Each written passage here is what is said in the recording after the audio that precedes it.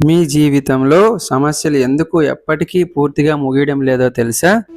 ఈ ఒక్క శ్లోకం మీకు సమాధానం చెప్తుంది. ఒక్కసారి ఆలోచించండి.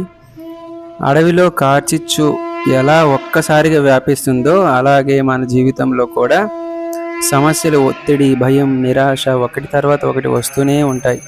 అందుకే శ్రీల విశ్వనాథ్ చక్రవర్తి ఠాకూర్లు ఇలా అన్నారు: సంసారధావా నలలిడలోక త్రణాయ కారుణ్య ఘనఘనత్వం. అంటే ఈ భౌతిక ప్రపంచం ఒక్క కార్చిచ్చు లాంటిది. ఈ అగ్నిని మన శక్తితో పూర్తిగా ఆర్పలేం. అయితే ఆశ ఉంది. కరుణామేఘంలా గురుదేవులు భగవంతుని కృపను మన జీవితంలో కురిపించి కృష్ణ భక్తి మార్గంలో నడిపిస్తారు.